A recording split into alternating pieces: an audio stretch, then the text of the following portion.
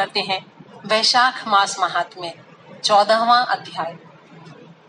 श्रुतदेव जी कहने लगे, हे राजन, मेष की संक्रांति पर प्रातः वैशाख स्नान करके जो भक्त भगवान की इस मनोहर कथा को सुनते हैं वे सारे पापों से मुक्त होकर श्री विष्णु लोक को प्राप्त करते हैं। जो मंद बुद्धि कथा को नहीं सुनते और अन्य कार्यों में लग जाते हैं वे रौरव नरक को प्राप्त कर दोबारा पिशाच योनि में मृत्यु लोक में जन्म लेते हैं। इस संबंध में मैं एक प्राचीन कथा तुम्हें सुनाता हूँ। इस कथा को सुनने से सारे पापों का नाश होकर मनुष्य पवित्र हो जाता है। बड़े ही प्राचीन काल की बात है। गोदावरी नदी के तट पर ब्रह्मेश्वर क्षेत्र में दुर्वासा ऋषि के 2 शिष्य निवास करते थे। दोनों ही वेदों और उपनिषदों के प्रति पूरी तरह निष्ठावान थे। उन्हें किसी से भी किसी वस्तु की आकांक्षा नहीं थी। भिक्षा के द्वारा जो कुछ उन्हें मिल जाता उसी में वे संतुष्ट और प्रसन्न रहते थे। वे दोनों एक पर्वत की गुफा में निवास करते थे और उनके नाम सत्यनिष्ठ और तपोनिष्ठ थे। सत्यनिष्ठ सदैव श्री विष्णु भगवान की भक्ति में तल्लीन रहते थे और भगवान की कथा का श्रवण करने में उनकी बड़ी ही रुचि थी। यदि कोई वक्ता भगवत कथा की उनके सामने व्याख्या करने लगता था तो वे सारे कर्मों को छोड़कर उस कथा को सुनने में लीन हो जाते थे। बिना कथा सुने वे अन्न और जल भी नहीं लेते थे। लेकिन जो उनका गुरु भाई तपोनिष्ठ था वो बड़े ही दुराग्रही कर्मों के प्रति आस्थावान था। वो न तो कभी स्वयं कथा कहता था और न ही कभी कथा श्रवण करता था। यदि कभी कथा सुनने का सुयोग प्राप्त भी होता तो वो अधूरी कथा को छोड़कर तीर्थ स्नान को चला जाता था। कथा को भी वो इस विचार से त्याग देता था कि इससे तप धर्म का पालन करने में बाधा होगी। कोई भी विष्णु कथा का वाचक अथवा श्रोता इस प्रयोजन से उनके पास नहीं आता था।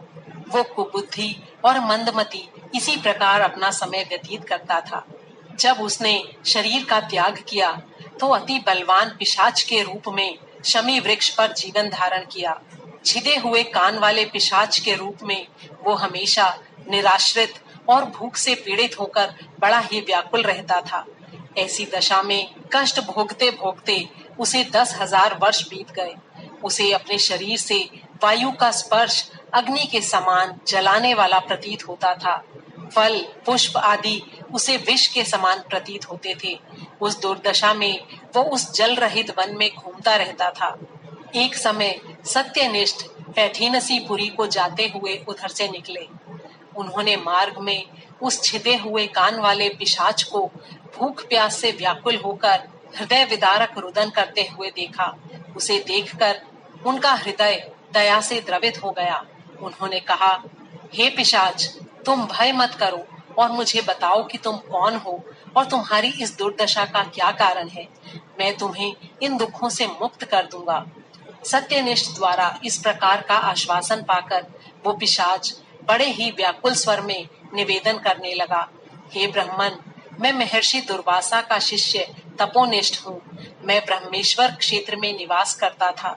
मैं बड़ा ही दुराग्रही था और कुबुद्धि के वश मैंने कभी भी साधु महात्माओं द्वारा कही गई श्री विष्णु कथा को ना तो श्रवण किया और ना ही कभी किसी को सुनाया। इसी अपकर्म के फलस्वरूप मैं मृत्यु और अनंत दुखों को प्राप्त हुआ। इस दारुण दुख से मुक्ति दिलाने वाला मुझे कोई नजर नहीं आता। लेकिन निश्चय ही आज देवता गण मुझ पर प्रसन्न हैं, जो मुझे आपके दर्शन का सौभाग्य प्राप्त हुआ। अब आप ही मेरी रक्षा करें। इस प्रकार त्राहिमाम कहता हुआ वो पिशाच ऋषि के चरणों पर गिर पड़ा। तब ऋषि को उस पर बहुत तीव्र दया का भाव उत्पन्न हो आया।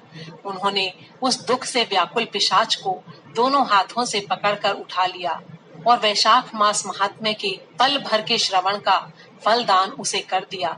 इससे उसके सारे पाप तत्काल नष्ट हो गए और पिशाच योनि से मुक्त होकर और दिव्य शरीर धारण करके दिव्य विमान पर आरूढ़ होकर ऋषि श्रेष्ठ को प्रणाम करके वो विष्णु लोक को गमन कर गया। इसके पश्चात ऋषि सत्यनिष्ठ भी पैठीनसीपुरी को चले गए।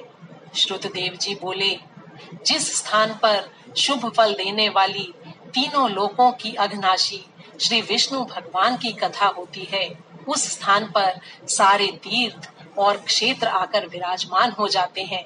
जिस देश में विष्णु कथा रूपी नदी बहती रहती है, वहां के निवासियों को मुक्ति सहज में ही प्राप्त हो जाती है।